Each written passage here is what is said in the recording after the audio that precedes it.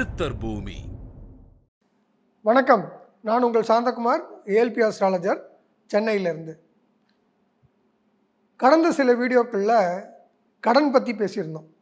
அப்போது நிறைய பேர் ஃபோன் பண்ணி கடன் அடைக்கிறதுக்கான வழிமுறைகள் சொல்லுங்கள் அப்படின்னு சொல்லி பேசினாங்க. அதை ஜோதிட ரீதியாகவும் பேச வேண்டியிருக்கு அப்படிங்கிறதையும் பார்ப்போம். இது என்னென்னா, ஜோதிடம் தனியாகவும் வாழ்க்கை வேறு மாதிரியாகவும் இல்லை. வாழ்க்கையில் இருக்கிறது தான் ஜாதகத்தில் வருது, ஜாதகத்தில் இருக்கிறது தான் வாழ்க்கையில் வருது. கரெக்டாக? அப்போது கடன் அப்படின்னா என்ன? கடன் வாங்கிறது நல்லதா கெட்டது? கடன் ரொம்ப நல்லது. அது வந்து குட் டெப்ட் பேட் டெப்ட்னு ஏற்கனவே பேசியிருக்கோம். நல்ல கடன் இருக்குது, கெட்ட கடன் இருக்குது. கடன் வாங்கி முதலீடு செய்யலாம், கடன் வாங்கி விரயம் பண்ணக்கூடாதுன்னு வாங்க. முதலீடு பண்ணுறதுக்கு கடன் வாங்கலாம், தப்பில்லை. ஆனால் முதலீடு பண்ணாமல் விரயம் பண்ணுறதுக்குன்னு செலவு பண்ணக்கூடாது. அதாவது லிவ் வித்தின் யுவர் மீன்ஸ் அப்படின்னு சொல்லுவாங்க. உங்களுக்கு எவ்வளோ வழி இருக்குதோ அவ்வளோதான் செலவு பண்ணணும். உங்கள் வரவுக்கும் செலவுக்கும் ஒரு பேலன்ஸ் இருக்கணும். அப்போ கடன் எங்கேருந்து உருவாகுதுன்னா, வருங்காலத்தில் வரப்போகக்கூடிய கிடைக்கக்கூடிய வருமானத்தை நம்பி இப்பயே செலவு பண்ணுறது தான் கடன். நீங்கள் கரெக்டாக பாருங்கள், எப்போவுமே செலவு எப்படி பண்ணுறீங்கன்றது உங்களுக்கு நாள் இப்போ கிடைக்காது, ஆனால் பின்னாடி கிடைக்கும்ன்றது நம்பிக்கையின் பேரில் வாங்கக்கூடிய விஷயங்கள் எல்லாம் உங்களுக்கு கடனில் வந்து நிற்கும். அப்போது உங்கள் செலவினத்துக்கும் கடனுக்கும் இருக்க தொடர்பு இருக்குது. அப்போ விரயம் அப்படிங்கிறது 12, 6ன்றது உங்கள் கடன். ரெண்டு விதமான இன்றைக்கி விஷயத்தை அங்கே பேச வேண்டியிருக்கு. கடன் ஏன் வாங்குகிறோன்றதை பார்ப்போம்.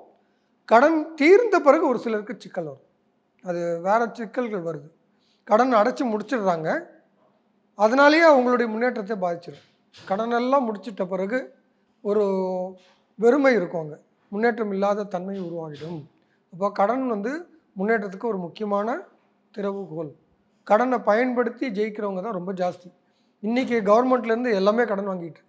இப்போ கடன் தப்பான விஷயம்னா, அது 6ஆம் பாவம்னு ஒரு கட்டத்தில் 12 கட்டத்தில் ஒரு கட்டம் கடனுக்குன்னு ஒரு ஒதுக்குதல் இருக்காது. 12 விரயம் தப்பான ஒரு பாவகம்னா, வாழ்க்கையில் செய்யவே கூடாத விஷயம்னா அதுவும் இருந்திருக்காது. இதெல்லாம் வாழ்க்கையின் முன்னேற்றத்தில் 12 கட்டங்களில் ஒரு 4 கட்டம் நமக்கு நெகட்டிவ் மாதிரி தெரியுது, ஆனால் அங்கே தான் முன்னேற்றங்களும் இருக்குது. அதை சரியாக பயன்படுத்தணும் அப்படிங்கிறது தான் ஜோதிடம் படிக்கவும் சொல்கிறோம்.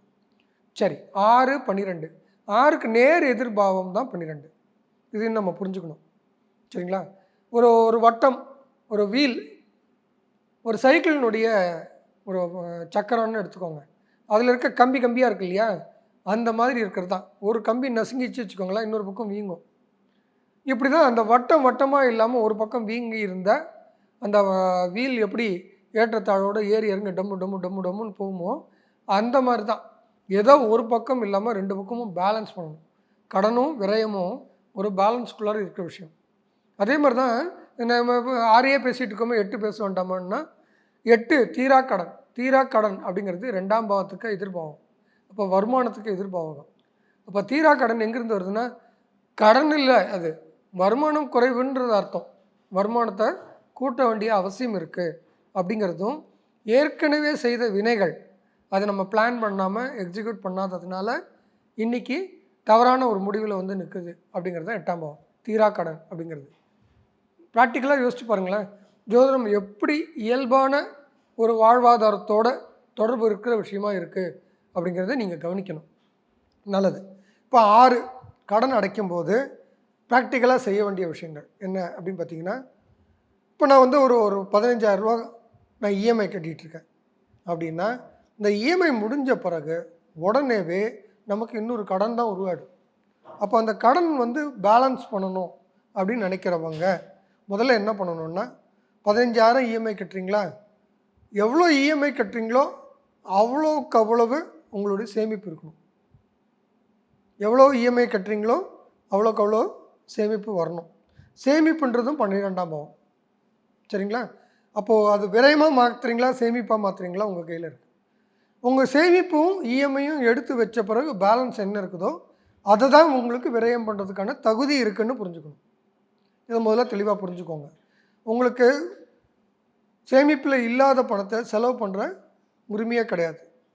இதை முதல்ல என் பணம் இல்லை அப்படிங்கிற உணர்வோடு அந்த பணத்தை கையாள கற்றுக்கணும். What is left over is for expenses. சரிங்களா? உங்கள் முதலீடு போக மிச்சம் இருக்கிறது தான் விரயத்துக்கு பண்ணணும் அப்படிங்கிற ஒழுக்கம் இருக்கவங்க மட்டும்தான் வாழ்க்கையில் ஜெயிக்கிறாங்க. 6க்கும் 5க்கும் தொடர்பு இருக்குது. ஒழுக்கம் 5, 5ஆம் பாவகம். சரிங்களா? அப்போ 6 கடன்றது அதை சரி பண்ணணும் அப்படின்னா 5லேருந்து செயல்படுத்தணும். சரிங்களா? இதெல்லாம் ஒன்றுக்கு ஒன்று தொடர்பு இருக்குது பாருங்கன்றதுக்காக தான் சொல்கிறேன். அப்போ 12 நீங்கள் சேவிங்ஸ் பண்ணணும். எவ்வளோ இஎம்ஐ கட்டுறீங்களோ அவ்வளோக்குள்ள சேவிங்ஸ் பண்ணி முடிக்கும்போது, இப்போ எனக்கு ஒரு 10 லட்ச ரூபா கடன் இருக்குது. இந்த 10 லட்சம் கடன் முடிக்கும்போது என்கிட்ட 10 லட்ச ரூபா சேவிங்ஸ் இருக்கணும். சார் அதை முன்னாடியே நான் கடனாக முடிச்சிடலாமே, அப்படி பண்ணாதீங்க, தயவு செய்து பண்ணாதீங்க. இந்த மாதிரி சேவிங்ஸ் பண்ணுறேன்றதை கடன் கொடுத்தவங்ககிட்ட சொல்லவும் சொல்லாதீங்க. இது ஒரு சிக்கல் வரும். எல்லாத்தையும் சொல்லணும்னு அவசியம் இல்லை. உங்களுக்குன்னு ஒரு ப்ரைவசி இருக்கணும் லைஃப்பில். உங்கள் மனைவிகிட்ட அல்லது உங்கள் கணவர்கிட்ட கட்டாயமாக நீங்கள் சொல்லிக்கணும், அது வேறு. ஆனால் அதை தாண்டி, குடும்பத்தை தாண்டி வெளியில் போய் உங்கள் பொருளாதாரத்தை பற்றி டிஸ்கஸ் பண்ணாதீங்க. அது உங்களை மிஸ்யூஸ் பண்ணும்படியான சூழ்நிலை வரும். இது தெளிவாக புரிஞ்சுக்கோங்க. அப்போ கடன் சேமிப்பு, இப்போ கடன் அடைக்கிறதுக்கு நீங்கள் முடிக்கும்போது கடன் அளவுக்கு உங்களுக்கு சேமிப்பு வரணும். அப்போ தான் உங்கள் வாழ்க்கையில் முன்னேற்றம் வரும். இல்லைன்னா எங்கே ஆரம்பிச்சிங்களோ அப்போ அதில் பாதாளத்தில் இருந்து கடனில் அடைச்சா மீண்டு வந்து 0 வந்த பிறகு ஒரு பேலன்ஸ் திரும்ப வெறுமை இருக்கும். முன்னேறத்துக்கு வழி இல்லாமல் போயிடும்.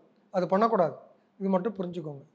சரி, இப்போ நம்ம சேவிங்ஸ் பண்ணணும்னு சொல்லி பேசணும். இப்போ இந்த சேவிங்ஸ் பண்ணுறதுக்கும் ஒரு நோக்கம் ஒன்று இருக்கணும். எமர்ஜென்சின்னு நினச்சி சேவிங்ஸ் பண்ணவே கூடாது. நீங்கள் எமர்ஜென்சிக்குன்னு சேவிங்ஸ் பண்ணிங்கனாலே உங்களுக்கு எமர்ஜென்சி தேடி வரும். அதனால் எமர்ஜென்சிக்குன்னு சேவிங்ஸ் பண்ணக்கூடாது. சரிங்களா? அதை வந்து ஒரு சேஃப்டி அப்படின்னு மட்டும் எடுத்து வைக்கணுமே தவிர எமர்ஜென்சின்னு எடுக்கக்கூடாது. குறைந்தபட்சம் 6 மாதத்திலிருந்து 1 வருடத்துக்கு உங்கள் செலவுகள், குடும்ப அத்தியாவசிய செலவுகள் எவ்வளோ இருக்குதோ அதை 6 மாதமோ அல்லது 1 வருஷமோ பேலன்ஸ் பண்ணக்கூடிய அளவுக்கு லிக்விட் கேஷ் எடுக்கக்கூடிய மாதிரி எஃப்டி போடலாம், அல்லது கோல்டாக போடலாம், அல்லது லிக்விடபிள் மியூச்சுவல் ஃபண்ட்ஸ். இந்த மாதிரி சேவிங்ஸுக்கு நிறைய வழிகள் இருக்குது. உங்களுக்கு உங்கள் ஜாதகத்தில் எது பொருந்துதுன்னு பார்த்து நீங்கள் சேவிங்ஸ் பண்ணணும். அப்போ கடன் வந்து நல்லதான்னா கடனை பயன்படுத்தி ஜெயிச்சா தான் வாழ்க்கையில் ஜெயிக்க முடியும். கடனை சரியாக பயன்படுத்துங்க. இது ரொம்ப முக்கியமான தகவலாக சொல்கிறேன். இப்போ 2 ஈக்குவேஷன் இங்கே சொல்லிடுறேன் உங்களுக்கு. உங்கள் முதல் செலவு முதலீடாக இருக்கட்டும். இது ரொம்ப முக்கியமான ஒரு ஸ்டேட்மெண்ட். இதை நீங்கள் மனசில் எப்பவுமே வச்சுக்கணும். பணம் வந்ததா முதல்ல இன்வெஸ்ட் பண்ணிடணும். அது என் பணம் இல்லை, என் குடும்பத்துக்கான எதிர்கால பணம் அப்படின்னு எடுத்து வச்சிடணும். அது போக அடுத்தது தான் இஎம்ஐ, அடுத்தது தான் செலவு அப்படின்னு வரும்போது கை முதல்ல டைட் ஆகிடும். விரயம் பண்ணுறதுக்கான வாய்ப்பை நீங்கள் கட் பண்ணுறீங்க. அதுதான் இதில் இருக்கிற விசேஷமே.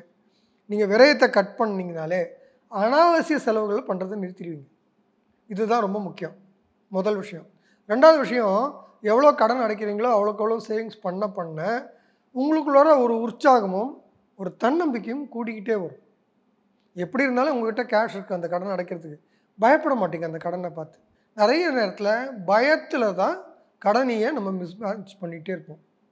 கடனை மேற்கொண்டு கடனை கூட்டுறது, அது 6ஆம் இடத்து கடனை 8ஆம் இடத்து கடனை மாற்றுறதுக்கு காரணமே பயம்தான் முக்கியமான காரணம். அப்போ அதை உழைக்கிறதுக்கு இந்த சேவிங்ஸ் வந்து உங்கள் மைண்டில் இருக்க கான்ஃபிடென்ஸை ஜாஸ்தி பண்ணணும். இந்த கடன் முடிஞ்ச அளவுக்கு உங்களுக்கு நான் சொன்னேன் இல்லையா, 10 லட்சம் கடன் முடிச்சிங்கன்னா 10 லட்சம் எஃப்டி இருக்கணும், அல்லது வேறு ஏதோ லிக்விடபிள் கேஷாக இருந்ததுன்னா அடுத்து என்ன பண்ணணுன்றதுக்கான தெளிவும் தன்னம்பிக்கையும் உங்கள்கிட்ட கூடுதலாக இருக்கும். இது 6ஆம் பாவத்து நிகழ்வு. 8ஆம் பாவத்து நிகழ்வு எங்கேருந்து வருது அப்படின்னா, இந்த 6 ஒழுங்காக பேலன்ஸ் பண்ணாத போது தான் 8 அப்படிங்கிறது உருவாகுது. தீரா கடன் அப்படிங்கிறது உருவாகுது. இந்த தீரா கடனுக்கு காரணம் முதல்ல திட்டமிடாமல் செயல்படுதல், முதல் விஷயம். சரிங்களா? அது வந்து 3 திட்டமிடல்ன்றது 3. சரியான திட்டமிடல் இல்லைன்னா தீரா கடன் உருவாகும் அப்படிங்கிறத பார்த்துக்கோங்க.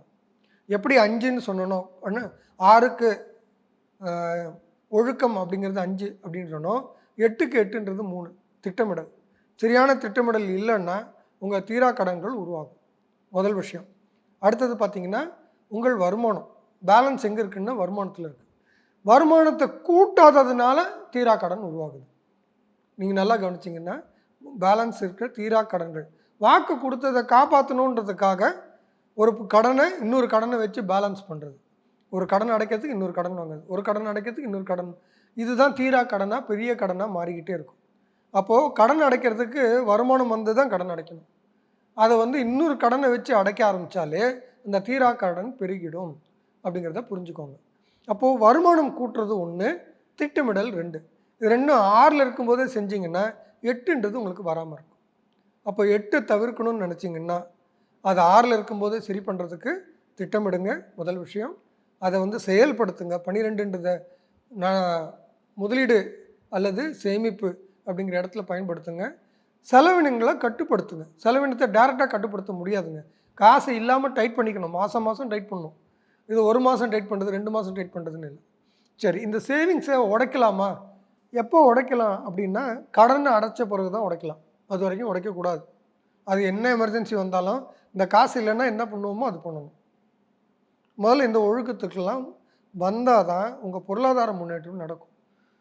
எல்லார்கிட்டையும் திறன்கள் எல்லாத்தையும் சமமாக தான் கடவுள் கொடுத்துருக்காரு. பட் நம்ம திட்டமிடல் இல்லாமல், ஒழுக்கம் இல்லாமல், கடன்களை சரியாக பயன்படுத்த தெரியாமல் இதை வந்து வேறு இடத்துக்கு கொண்டு போயிடுது. அப்படிங்கிறனால தான் இந்த ஒழுக்கங்களை கற்றுக்கணும். பொருளாதார ஒழுக்கம், அதாவது ஃபைனான்ஷியல் லிட்ரஸி ரொம்ப முக்கியம் அப்படிங்கிறத நான் அனுபவத்தில் பார்த்தது. நிறைய பேருக்கு எல்லாம் தெரியுது, நல்லா சம்பாதிக்கிறாங்க. எவ்வளோ சம்பாதிக்கிறாங்களோ அவ்வளோக்கு அவ்வளோ கடனாக்குறாங்க.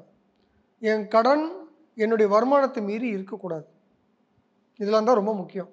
அப்போ எஃப்டி உடைக்கிறது இல்லை உங்கள் சேவிங்ஸை உடைக்கிறதுன்றது கடன்லாம் முடிச்சிட்டேன், இப்போ நான் என்கிட்ட சர்ப்ளஸாக இருக்குது அப்படிங்கிற நிலையில தான் அதை என்ன பண்ணணுன்ற தீர்மானத்துக்கு நீங்கள் கஷ்டப்பட்டு உருவாக்கின காசு உங்களுக்கு அந்த வலி தெரியும். கடனை அடைக்கும்போது இருந்த கஷ்டமும் தெரியும், இதை எவ்வளோ கஷ்டப்பட்டு சேமிச்சிங்கன்றது உங்களுக்கு தெரியும். இந்த சேமிப்பை சரியாக செயல்படுத்துறது எங்கே பண்ணணுன்றது தாராளமாக உங்களுக்கு அந்த நேரத்தில் உங்களுக்கு புரியும். உங்கள் ஜாதகத்தை பாருங்கள், என்ன பண்ணணும்னு தெரிஞ்சுக்கோங்க. எந்த நேரத்தில் எது செய்யணும், செய்ய வேண்டிய நேரத்தில் செய்யக்கூடாத விஷயத்தை செய்கிறதும், செய்யக்கூடாத விஷயங்களை தவறான நேரத்தில் செயல்படுத்துறதும் உங்கள் வாழ்க்கையை திசை மாற்றி விட்டுடுது. அதனால் ஜோதிடம் படிங்க, கடன்களை பற்றி தெரிஞ்சுக்கோங்க, உங்கள் பொருளாதார முன்னேற்றத்தை திட்டமிடுங்க. ஒரு எறும்பு, திரும்ப திரும்ப சொல்கிற விஷயம் இதுதான், எறும்புக்கு 1 அறிவோ 2 அறிவோ தான் இருக்குது. ஆனால் அதுக்கு மழை வருங்காலம்னு ஒன்று இருக்குன்னு தெரியுது. ஆனால் அதுக்கு வெயில் காலத்திலேயே சேமிக்க தெரியுது. அந்த மாதிரி நமக்கு நம்மளுடைய நேரம் நல்ல நேரம் இருக்கும்போதே மோசமான நேரம் வரும்போதும் அதை சமாளிக்கக்கூடிய திறன் இருந்தால் உங்கள் வருமானம் ஒரு பிரச்சனையே இல்லை. நிறைய பேர் ஃபைனான்ஷியல் ஸ்டெபிலிட்டின்னு கேட்குறாங்க, இன்கம் ஸ்டெபிலிட்டின்னு கேட்குறாங்க, ஜாப் செக்யூரிட்டின்னு கேட்குறாங்க. இதெல்லாம் வெறும் வார்த்தைகள் தான், அதுக்கு எந்த அர்த்தமும் இருக்கிறதா எனக்கு தெரியல என்னுடைய அனுபவத்தில் பார்த்த வரைக்கும். அப்போது ஸ்டெபிலிட்டி எங்கே இருக்குன்னா உங்கள் பொருளாதாரத்தை நீங்கள் நிர்வாகம் பண்ணுற விதத்தில் மட்டும்தான் இருக்குது. அது சின்ன காசாக பெரிய காசான்னு இல்லை. இன்ஃபேக்ட் சொன்னால் நான் இப்போ சம்பாதிக்கிறதே கம்மியாக இருக்குது சார், நான் எப்படி சார் சேமிக்கிறது? இன்றைக்கி இந்த சம்பாத்தியத்திலேயே உங்களுக்கு சேவிங்ஸ் பண்ண கற்றுக்கலன்னா பெரிய காசு வந்தால் உங்களால் சேமிக்கவே முடியாது. இது முதல்ல காரணமாக தயவு செஞ்சு சொல்லாதீங்க. சின்ன காசு வரும்போது நீங்கள் எவ்வளோ பொருளாதார நுணுக்கங்களை கற்றுக்குறீங்களோ அப்போ தான் பெரிய காசு உங்கள்கிட்ட வரும். அந்த காசு வந்தால் என்ன பண்ணணுன்ற அந்த பழக்கங்கள் உங்களுக்கு உருவாகும். அந்த பழக்கங்களே உங்களை முன்னேற்றத்துக்கு கொண்டு போயிடும். சின்ன காசுலேயே சிக்கனமாக ஒன்றும் இல்லை, ஒரு மாதம் எனக்கு ஒரு 10,000 ரூபா தான் சார் சம்பளம், ரைட்டுங்க, 1000 ரூபா சேவிங்ஸ் பண்ணுங்கள். அந்த 1000 தான் 1 லட்சம் சம்பாதிக்கும் போது 10,000 சேவிங்ஸ் பண்ணுற பழக்கத்தை கொண்டு வரும். இல்லைன்னா வராதுங்க. அந்த செலவை கட்டுப்படுத்துறது எப்படின்னா பணத்தை கையில் இல்லாமல் வச்சுக்கிறது அப்படிங்கிற நிலைக்கு, அதாவது உங்கள் கையிலன்னா சேவிங்ஸ் அக்கௌண்ட்டில் இருக்கிறது இல்லை, அதை உடைக்க முடியாத மாதிரி கொஞ்சம் பத்திரம் பண்ணுறது, மாதம் மாதம் பண்ணுறது, வருமானம் வரும்போதெல்லாம் பண்ணுறது. எனக்கு ஸ்டேபிளான இன்கம் இல்லைங்க, பரவாயில்லைங்க, ஸ்டேபிளான இன்கம் இல்லாத போது நான் இப்போ நானே ஜோதிடம் பார்த்து தான் வருமானம் கொண்டு வரேன். வருமானம் ஜோதிடம் பார்க்கும்போதெல்லாம் எனக்கு 100 ரூபா வந்ததா அதில் 20 ரூபா எடுத்து வைக்கணும் அப்படிங்கிற ஒரு பழக்கத்துக்கு நான் வச்சுக்கிறேன். அப்படி வைக்கும்போது மட்டும்தான் முன்னேற்றம் வரும். இது ரொம்ப ஒழுக்கம். இந்த ஒழுக்கம் இருக்கிறவங்க வாழ்க்கையில் கட்டாயம் ஜெயிப்பாங்க. மேலே கீழே ஏற்றம் இறக்கம் இது வாழ்க்கையில் ரொம்ப சகஜம். ஆனால் இறக்கம் வரும்போது நீங்கள் நிதானமாக நடந்துக்க முடியும் அப்படிங்கிறது தான் ஒழுக்கம்னே சொல்கிறோம். நல்ல நேரத்தில் நல்லா இருக்கிறது பெருசு இல்லை, கெட்ட நேரம் வந்தாலும், கெட்ட நேரம்னு ஒன்று தனியாக இல்லை, ஆனால் அப்படி நினைக்கக்கூடிய ஒரு காலகட்டம் வந்ததுனாலும் அந்த நேரத்துலையும் உங்களால் நிதானமாக செயல்படுறதுக்கு பணம் ஒரு காரணமாக இருக்காமல் நீங்கள் பார்த்துக்க முடியும். வாங்க, ஏஎல்பி ஜோதிடம் படிங்க. உங்கள் வாழ்க்கை உங்கள் கையில். நன்றி. சித்தர் பூமி.